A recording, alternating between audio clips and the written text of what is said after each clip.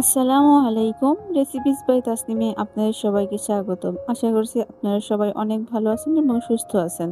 আজকে আপনাদের মধ্যে নিয়ে এসেছি একটি নতুন রেসিপি, সেটা হচ্ছে একটি মাছের রেসিপি।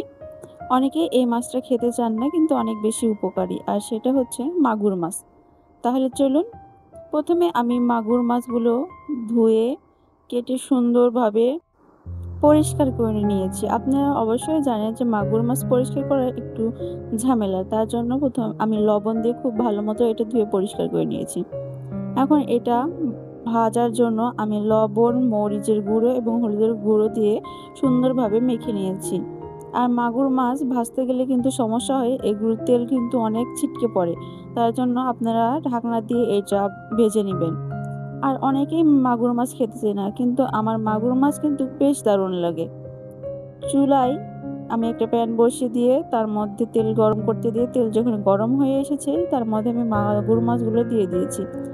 আর এই মাগুর মাছগুলো অবশ্যই একটু কড়া করে ভাজতে হবে, তাহলে কিন্তু খেতে ভালো লাগবে।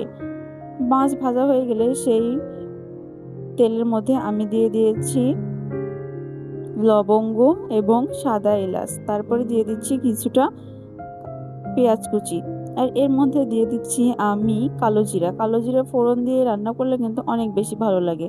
তারপরে দিয়ে দিচ্ছি বাটা মশলা, আদা, পেঁয়াজ, রসুন, জিরে। এগুলো, এই মশলাগুলো খুব ভালো মতো কষিয়ে নিতে হবে। তারপরে আমি দিয়ে দিয়েছি স্বাদ মতো লবণ, মরিচের গুঁড়ি এবং পরিমাণ মতো হলুদের গুঁড়ো। এগুলো সব কিছু দিয়ে আবার খুব ভালো মতো আমি এটা রান্না করে নিব, যতক্ষণ না তেল উঠে আসে। যখন তেল উঠে এসেছে তারপর আমি দিয়ে দিচ্ছি টমেটো। টমেটো দিয়ে মাগুর মাছ রান্না করলে কিন্তু অনেক বেশি টেস্টি লাগে খেতে। আপনারা যারা মাগুর মাছ খেতে পছন্দ করেন না, অবশ্যই এভাবে একবার রান্না করে দেখবেন, খেতে অনেক বেশি ভালো লাগবে। যখন আমার টমেটোগুলো খুব কষানো হয়ে গেছে বা সিদ্ধ হয়ে গেছে, সেই পর্যায়ে আমি মাগুর মাছগুলো দিয়ে দিচ্ছি। আজকে কিন্তু প্রথমে আমি ঝোল দিইনি, প্রথমে আগে আমি মাছগুলো দিয়ে দিচ্ছি, কারণ মাছগুলো এখন সেই মশলার সাথে খুব ভালো মতো কষিয়ে নিব। যখন খুব ভালো মতো কষে যাবে এই মশলার সাথে মাছগুলো, তখন আমি পরিমাণ মতো পানি দিয়ে দিব। এই মাছের আর বেশি পানি দেওয়া লাগবে না, কারণ সবগুলোই সিদ্ধ হয়ে গেছে। তার জন্য হালকা একটু পানি দিয়ে আমি এটা রান্না করে নেব। আর মাছটা একদম কষা কষা ভাবে রান্না করব, খেতে কিন্তু বেশ দারুণ লাগবে। আর মাগুর মাছে বেশি ঝোল রাখলে কিন্তু খুব একটা ভালো লাগে না খেতে। আমার বাসায় কেউ তেমন মাগুর মাছ খায় না, শুধু আমার মাগুর মাছ খেতে পছন্দ হয় বলে এই মাগুর মাছগুলো নিয়ে এসেছে। আর মাছের সাইজ দেখে বুঝতেই পারছেন মাছটা কিন্তু বেশ বড় ছিল। ছোট মাছের থেকে এই বড় মাগুর মাছগুলো কিন্তু খুব ভালো লাগে খেতে।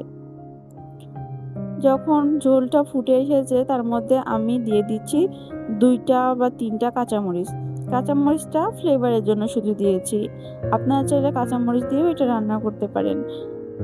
তারপরে যখন বলকটা আরও বেশি গাঢ় হয়ে এসেছে, এখন এই পর্যায়ে আমি দিয়ে দেব আমার বানানো একটা সিক্রেট মশলা, যে মশলা আমি সাধারণত সব রান্নাতে দিয়ে থাকি, আপনারা এটা অবশ্যই দেখেছেন। তার জন্য সেই মশলার গুঁড়ো দিয়ে দিলাম। এটা দিলে কিন্তু রান্নার টেস্টটাই পাল্টে যায়। আশা করছি আপনাদের আমার এই মাগুর মাছের রেসিপিটা খুব ভালো লাগবে। আর ভালো লাগলে অবশ্যই লাইক, কমেন্ট, শেয়ার করে দিবেন।